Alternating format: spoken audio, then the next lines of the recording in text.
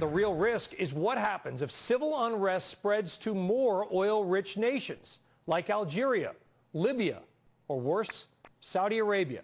Joining us now by phone to talk about this is BP Capital Chairman and founder Boone Pickens.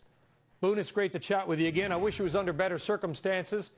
Egypt itself, not a big deal for oil. The Suez and Sumed may be. But tell us of the greater risk of if this people's action spreads further around the Middle East. Okay, Brian, it's another wake-up call. I mean, we keep getting them and we don't respond.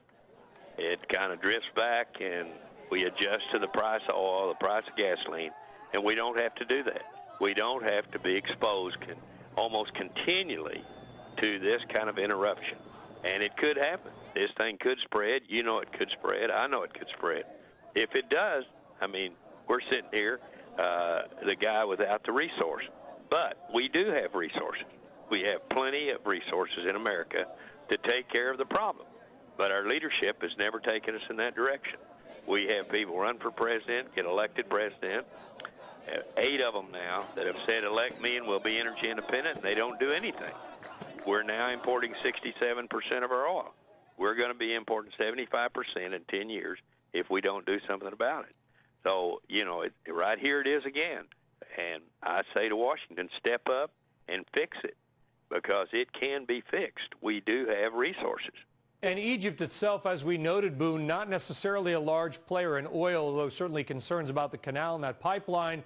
But next door and between Egypt and Tunisia, which also just had a revolt, you've got Libya and Algeria, and you've got Saudi Arabia sitting on the other side. If one or a couple of those nations starts to have unrest as well, what do you see occurring with oil? Well, of course it's going to go up. You're going up right now. And just the threat of it, you're right there on your program telling people this could happen. And people see it, they know it could happen, and they wonder why we don't fix it in this country. And we've got to have an energy plan. You know, it's incredible, Brian, that 40 years, no energy plan. But who else doesn't have an energy plan? Nobody, just us. We're the only country in the world without an energy plan, and we use 25% of all the oil. Not necessary at all. I'm not kidding you. If it really falls in the Mideast and you start to take Libya out and Saudi Arabia and out of the picture, man, listen, I'm telling you, you talk about politicians in Washington, they are in deep trouble, I can tell you that. The toppling of governments. Do you think this will finally be the wake-up call that we, both parties, and the American people need to understand the severity of the threat? You know, I believe it will, because I think that we've advanced it far enough in Washington that they understand that we have more natural gas in America than any other country in the world. And natural gas will supply transportation fuel market.